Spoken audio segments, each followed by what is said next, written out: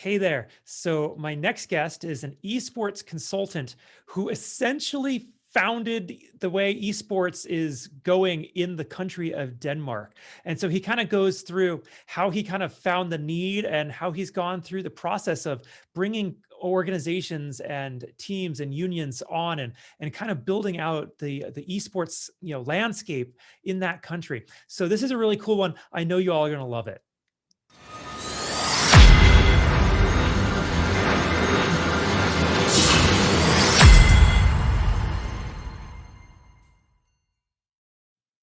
Hey there, everybody. Welcome back to the Gamerpreneur podcast. I'm your host, Dr. Bradford Carlton. Today, I have a very special guest with us. I have Christian Cramer Nielsen. Hey there, Christian. How's it going? It's going great. Thank you. Thanks for having me. Absolutely. And where do you hail from, Christian? Well, I'm tuned in from Denmark, Copenhagen here, where I live currently. And I stay in my apartment 24/7 due to the COVID-19 situation. So beautiful. Not to mention, it's fairly cold out there. Yeah, we just had a bit of snow, so I'm staying in anyway. All right.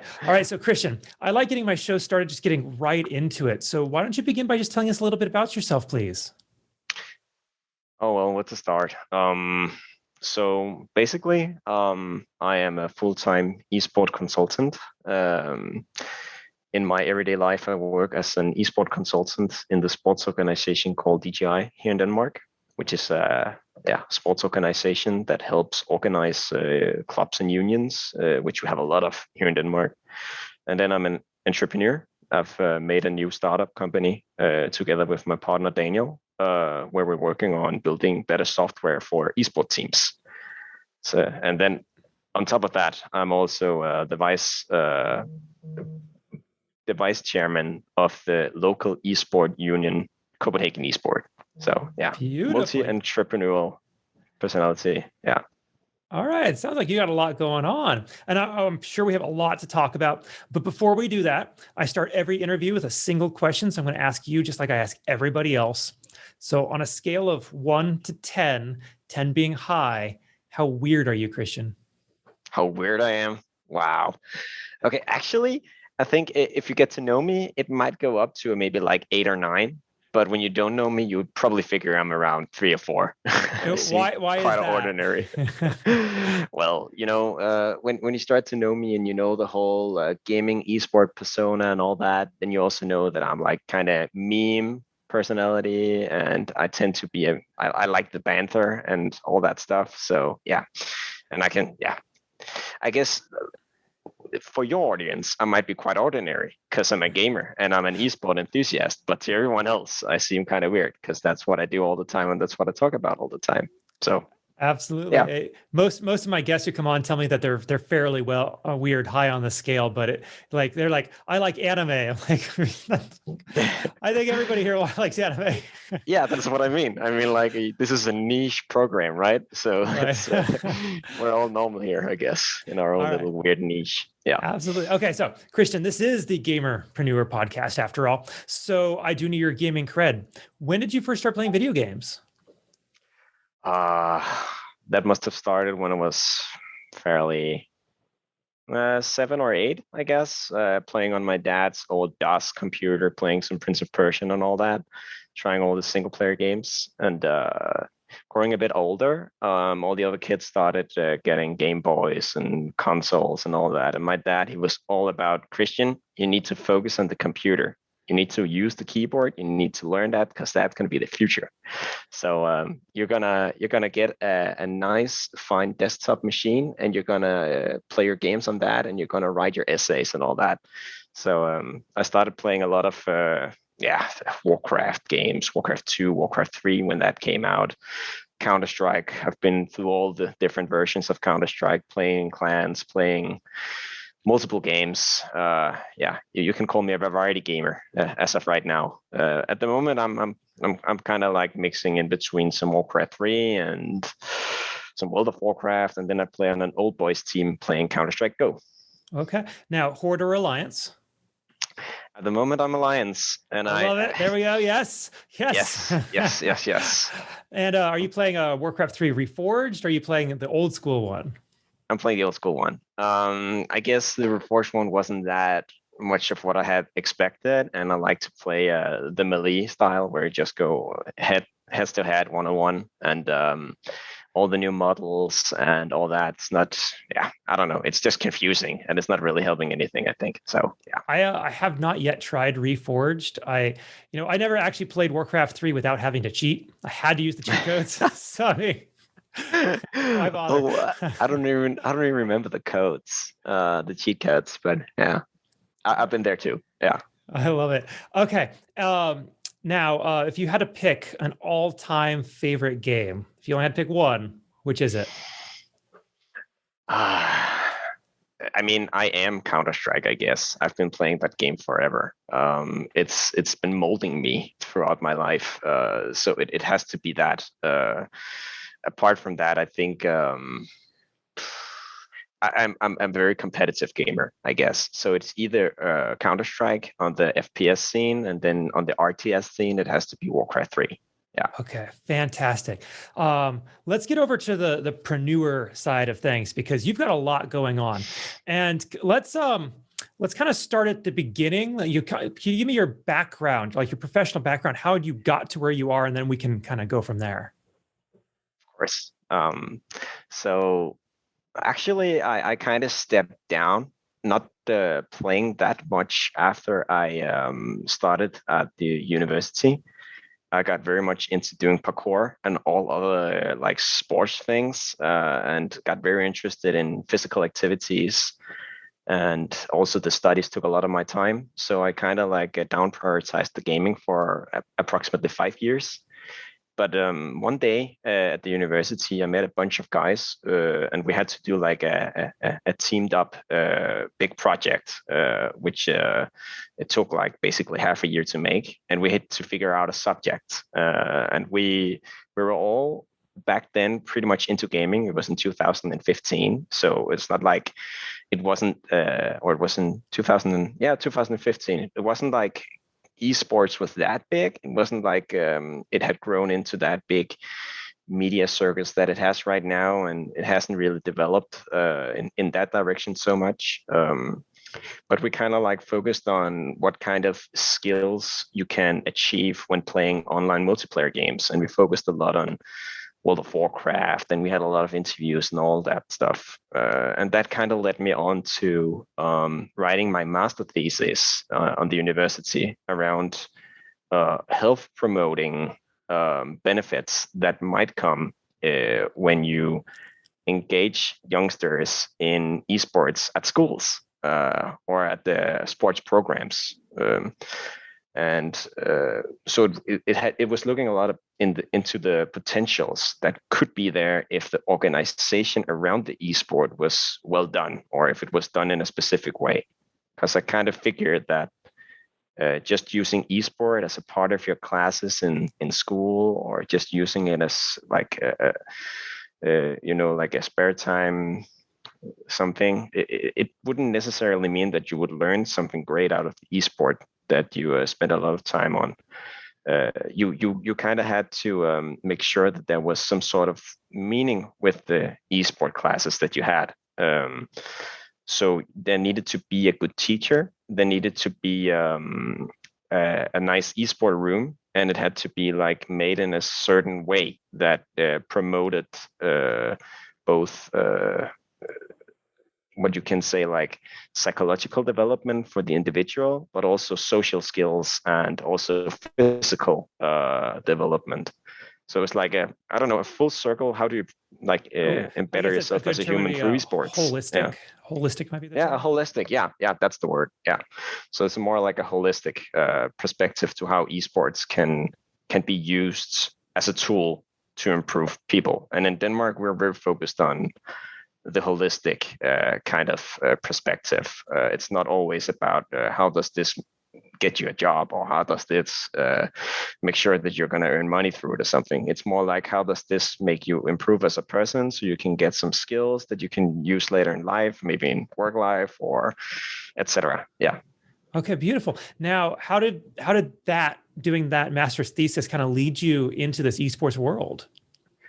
So I I wrote my master thesis on this subject, and there was a lot of learnings that I figured. One of the most important ones was that a lot of gamers were kind of stigmatized in their, especially the esport players, they were kind of stigmatized back then when they had to tell people about that they played esports in their spare time. Many people looked at it like it was, a guilty pleasure, or it was a waste of time, such as. But when you kind of like facilitated the esports in the school, and when you brought the people together to try and develop themselves as teams, etc., in schools, and the school had an esport room and they had a teacher and all that, it wasn't stigmatized anymore. It was something else. It was a development arena. It was some place where they could learn and grow. So I kind of figured there's something socially here that there needs to be more of this. There needs to be more schools, there needs to be more organizations, there needs to be more places where you can engage yourself in esports with like-minded people who want to develop themselves with their teams, and with a teacher who can like make the frame into like you cannot just stay up and play all night. There needs to be like decent and healthy food. There needs to be some sort of exercise mixed into it. There needs to be like all this framework needs to work for the esport class to properly function. And then I realized we need to make more of these. So I made a startup of my own, a consultancy startup. I made my own homepage. I just built it from the bottom. I had no skills whatsoever building a homepage anyway, but I tried it. And WordPress was my god back then. And then I launched the site, and I contacted a bunch of schools. I contacted a bunch of sports organizations, and I asked them if they were interested. And this is back in 2016, if they were interested in hearing about how they could organize esports where they were, so that they could attract the youngsters, because they're super into esports anyway. They could attract the youngsters to participate in their programs, but how they also could make sure that the programs weren't just a waste of time, and there were some proper frames around it, or like it was framed well. So I started this dialogue, and then this it's an umbrella organization for all sports clubs in Denmark called DGI. They listened to what I had to say, and they brought me in, and I spoke a little more about how I hoped that they would help me create esport organizations around in Denmark, and just try to support them as good as I could. All these, they're all volunteers basically who wanted to build these organizations around Denmark, and then they said yes, of course, okay, let's try it out. At first they were a bit skeptical, because many in the board of DJI, where I came in, they were around, I don't know, 40, 50, hadn't played games all their lives. I'm coming in, and they were thinking, oh man, a geek trying to convince us that esport is a sport. Good luck. But they were kind of like into this holistic perspective, and they were into the thought that esport needs to be, you need to kind of like have some sort of, you need to take it into account, because it's there to stay, it's there to get bigger, and it really has the interests of the youngsters. So it has to be organized in some way. And Denmark has a really big public system. So the public system also wants to be a part of organizing the new trends. So this is kind of where it started. And then they kind of hired me in for a month just to check it out. And then they hired me for another month. And now I'm hired full time as an esport consultant. Okay, wonderful. And what is it that you do as an esports consultant? So DGI is helping. We have a lot of esport clubs or esport unions around Denmark. It's a grassroots thing. They like build themselves up through volunteers who come in and say, we want to play games together. We want to build an esport club, and we want to make it accessible for everyone, even the youngest of participants. So all of these volunteers come in, and they have a little to no idea about what they're doing. Like, how is the esport room supposed to look? How do you facilitate a good training culture? How do you make sure that your trainer is good enough to do what they're doing? How do you make sure that the board that you have that's controlling the sports organization are prioritizing the right stuff at the right time? There's so much around building an esport organization that really needs best practice in order to do it in the right way from the start. So I tried to gather all the information and had these meetings with all of these different esport organizations, and I tried to take the best practice knowledge and move it on to the next organization and to the next organization. And I started building pages, and our team grew bigger in DGI. Now we are approximately 14 esport consultants helping out a lot of different organizations throughout Denmark, trying to build better esport unions and trying just to make esports better in general. And the whole esports scene has just exploded in Denmark, and we went from 0 organizations to well over 200 now in just a couple of years. So, and that's a lot in Denmark. Yeah, no, that's fantastic. Now, Christian, this is really cool because, I would have to, you said about 4 years ago, you kind of built your first website in order to do this. 5, 6, 7 years ago, could you have ever seen yourself doing anything like this? Not at all. I mean, I remember I sat in the train just before I had to decide whether I should write my master thesis on. I was studying kind of work-life studies and something about health in my master's degree.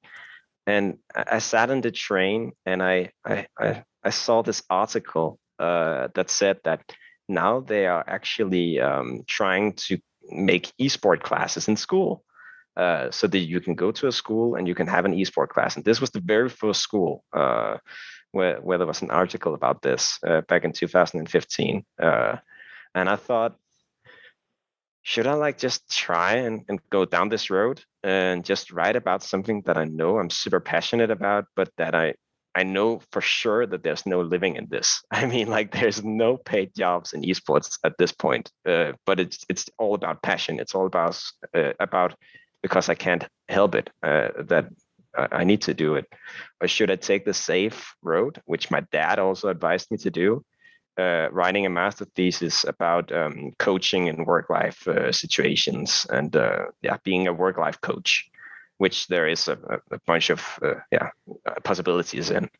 And I took the uncertain path, and I had no idea I ended up right here. But it's a good story. Sure. And I'm glad you did, because that got me to be able to interview you. Now, Cheers. I also want to talk about your other business. My sister actually lives in Denmark, and her husband has told me numerous times it's actually really odd for somebody to be an entrepreneur there. So what is it like being an entrepreneur?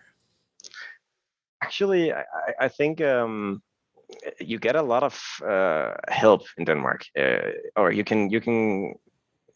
It's not like it's something that people look at and they're frown or anything like that. It's people are actually kind of cheering you up when you say that you're doing it. But there is also this, are you choosing an uncertain path here, my friend? Is this the best for you? Should you maybe not rather prioritizing the safe path? Because there's always, in Denmark, there's always a safe path. You can always just choose to you don't need to live off oatmeal and all that for a couple of years. You can always choose the safe path and have a decent life. So it's the risk-taking mentality that is maybe more regular and normal in America. You don't have the same mentality in Denmark necessarily, but you could get a lot of help, and you can do a lot of stuff in Denmark. And so it's not like it's impossible. It's just, I don't think that many people are that entrepreneurial in Denmark, but we have some very amazing startups when it comes to esports, I think. So absolutely. Now, please tell me about your company.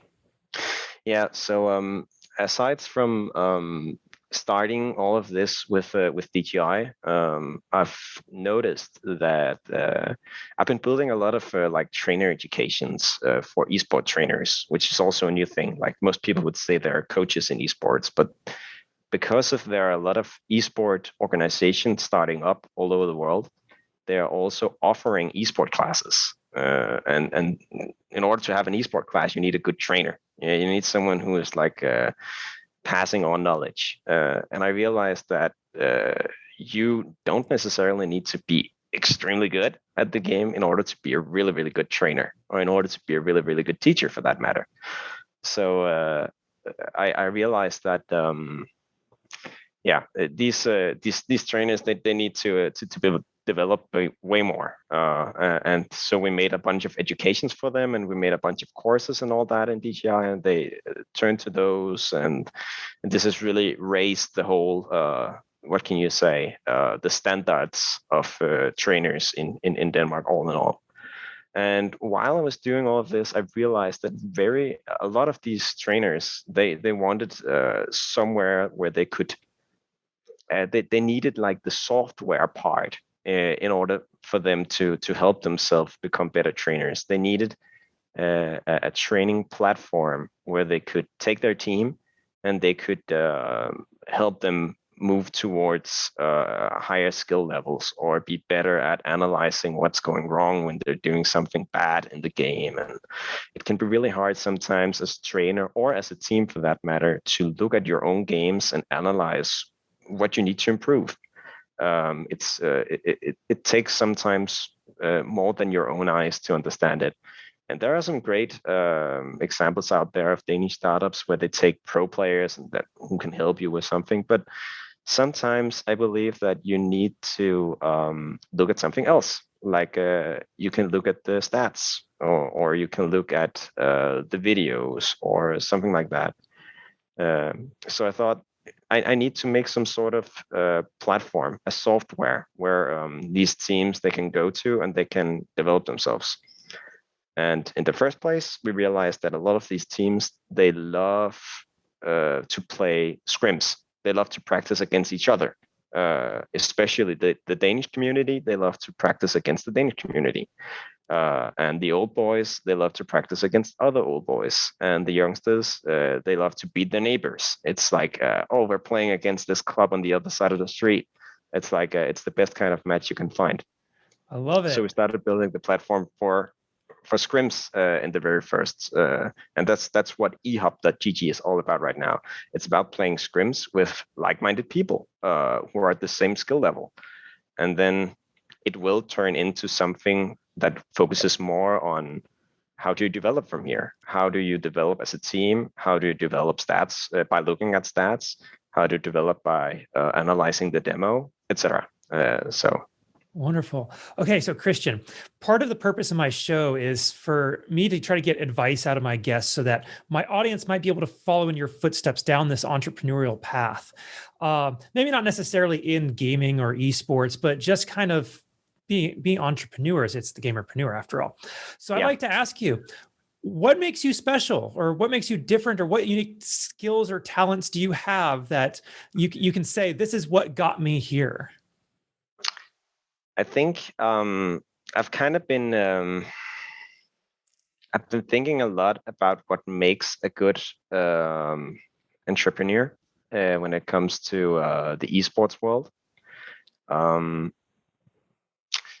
think first of all, I was never afraid to reach out to anyone. I was never afraid to reach out with my idea, or I was never afraid to reach out with questions, or reach out when I had issues. And I've always been really good at not just when I'm like many people, they if they have something that they think is a brilliant idea, something they will like keep it to themselves or keep it close, not tell too many about it because they're afraid that they're gonna copy it. That's never been my way of thinking. I've always just been like trying to be extremely open. I'm trying to reach out to the people that I know are successful and that I know have had the experience. And I've been talking to a lot of potential competitors down the road, trying to build this. But I've never burned a bridge, and that's basically how I work. I never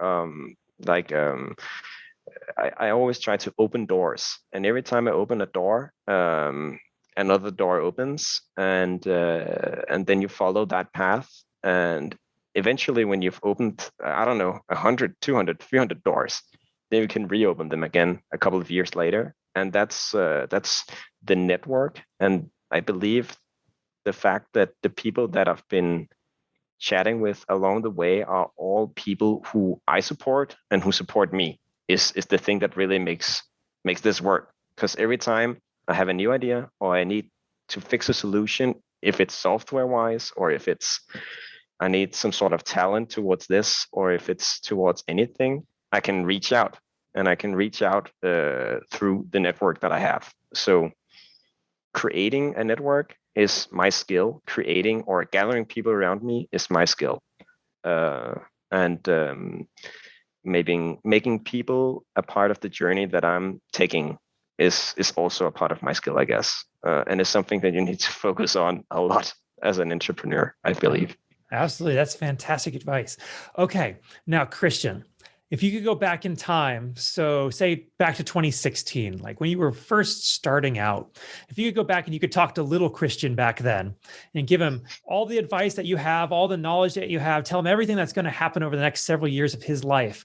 But there's one thing he had to know. What would that one thing be? Oh, man, this is like I don't know if there's anything I should have known, because I live by the principle that you do what is necessary at the point in life that you really believe that you need to do. So and I don't believe I've made a lot of mistakes that I regret a lot, or that there's been some paths that I've walked down through where I've just been, damn, I shouldn't have taken that path, because I needed to take that path in order to realize that I'm not supposed to spend my time there. That narrows my focus into where I need to go.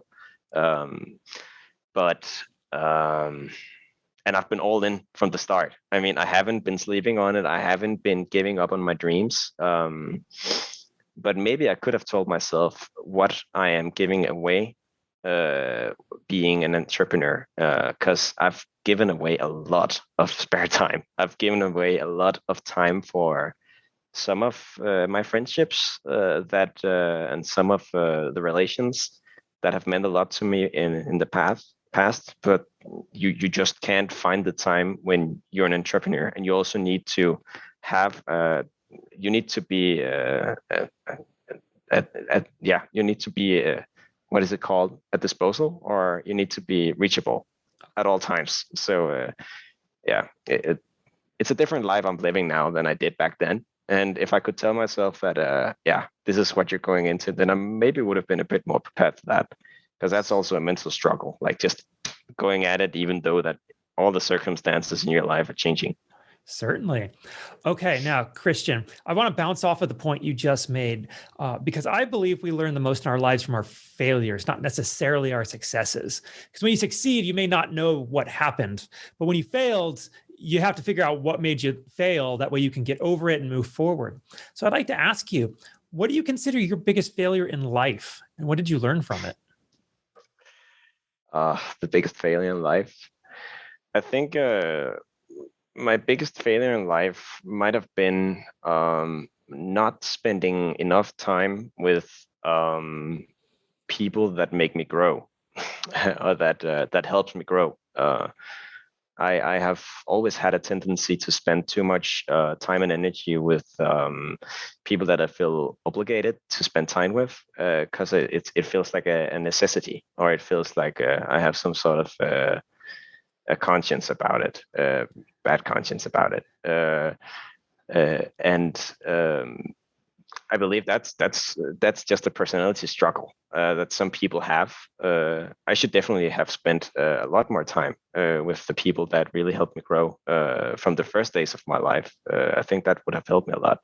On the other hand, it helps me understand these kind of people that, if you only engage yourself with people with high energy and all that, then you're never going to understand people who are going through struggles or that are like so. It's a balance, I can't tell that there's something. Yeah, it's hard to tell. All right. Thank you for sharing that. Now, on the flip side of that, what is something you're working to improve on in yourself today? I'd say I'm working the most on again, I think I'm working the most on balance, because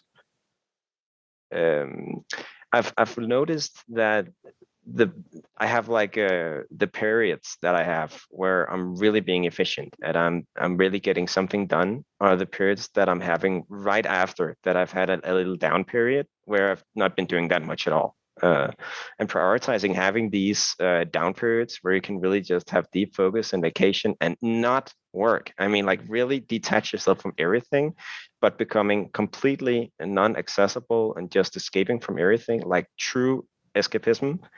You need to prioritize those, and you need to keep your schedule clean when you have those kind of those weeks. Because if you fill them up with just a little meeting or just a little something, then you'll eventually you won't really let loose of the grasp that is holding on to you with work thoughts and all that. And when you return to work, it's gonna be you're not gonna feel fully recharged. Absolutely. All right, Christian, this has been a fantastic interview. How do people find you? How do they reach out to you? Where are you at on social media? All that, please.